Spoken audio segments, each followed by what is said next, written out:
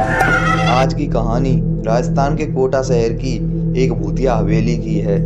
यह हवेली राजा महाराजाओं के समय में बनाई हुई थी, लेकिन पिछले 18 सालों से इस हवेली में आज तक कोई भी रहने नहीं आया।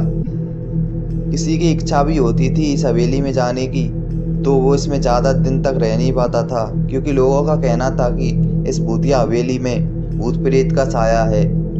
जब अजीत सिंह को इस हवेली के बारे में पता चला, तो उसने तय किया कि वो इस रहस्य को जान कर ही रहेगा, क्यों लोग इस हवेली में रह नहीं पा रहे हैं। उसने मजबूत इच्छा शक्ति से हवेली में रहने की पूरी तैयारी कर ली।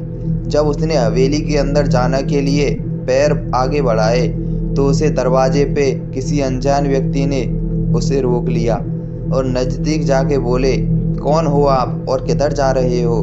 अजीत सिंह ने जवाब देने के बजाय उससे सवाल किया, जी आप कौन? मेरा नाम अर्जुन सिंह है और मैं यहीं पास में ही रहता हूँ। अजीत सिंह ने कहा, ओ अच्छा, मैंने सुना है कि यह एक भूतिया हवेली है और यहाँ कोई नहीं आता जाता, इसलिए मैं इस हवेली में एक दिन रुकने का फैसला किया है। अर्जुन सिंह ने कहा, जी हाँ, आपने सही सुना है, और आप भी अंदर मत जाइए। मेरी माने तो आप भी वापस लौट जाइए, यहाँ बहुत खतरा है। यह सुनकर अजीत सिंह खुश हो गया, जैसे उसे कोई लॉटरी लग गई हो। अर्जुन ने उसकी खुशी देखकर उससे पूछा, आप क्यों हंस रहे हो? आपको तो भूत का नाम सुनकर डर लगना चाहिए। शायद आपको पता नहीं होगा कि मैं भूत प्रेत में काफ़ी दिलचस्पी रखता हूँ। अजीत सिंह ने कहा, अगर इस हवेली में भूत है तो मैं अंदर जरूर जाऊंगा और सारी सच्चाई का पता लगाऊंगा। इतना कहकर अजीत सिंह उस हवेली में चला गया। अंदर जाके अजीत सिंह ने अपनी बैग को साइड में रखा और हवेली के चारों ओर देखने लगा। सारे रूम भी चेक कर लिए। बाद में ड्राइंग रूम में जाके सोफे पर बैठ गया। उसने वहां बैठकर दारू के 2-4 पैक भी पिए। वहीं अचानक उस रूम में लाइट का एक बल्ब चालू बंद होने लगा, लेकिन अजीत सिंह ने उस पर ध्यान ही नहीं दिया। थोड़ी देर बाद दूसरा बल्ब और फिर पूरी हवेली की लाइट चालू बंद होने लगी।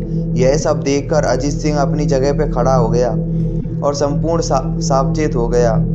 अचानक उसके सामने एक छोटा टेबल हवा में उड़ने लगा। करीबन 6 फुट हवा में उड़कर वह अजीत सिंह के पास आने लगा।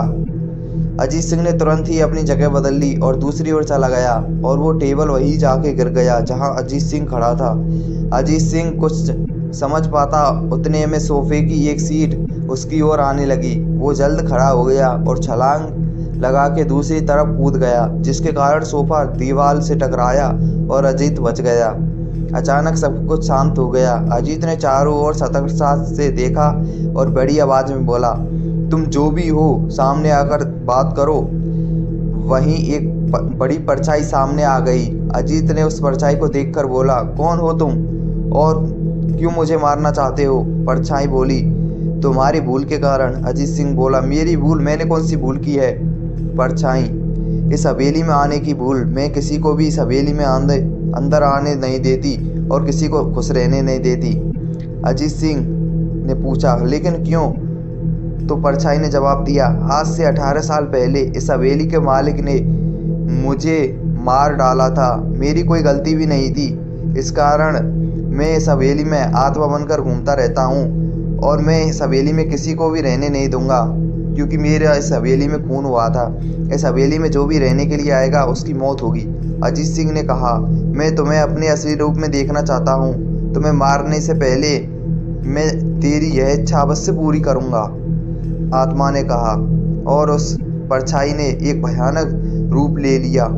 उसका चेहरा इतना भयानक था कि अजीत सिंह एक क्षण के लिए तो डर ही गया था, लेकिन दूसरे ही क्षण उसने अपने आप पर काबू पा लिया। बाद में उसने अपनी जेब से एक सफ़ेद पाउडर निकाला और भूत पर फेंक दिया। भूत पर पाउडर पड़ते ही भूत जलने लगा और थोड़ी देर बाद वह जलकर भस्म हो गया। फिर अजीत सिंह ने चैन की सांस ली, और दूसरे दिन जब वह उस हवेली से निकला तो सभी उसको देखकर चौंक गए। सभी ने पूछा कि आखिर तुम इस हवेली से बच कैसे गए? तब उसने बताया कि उस भूत का खात्मा हो चुका है, अब इस हवेली में कोई भी आत्मा नहीं है।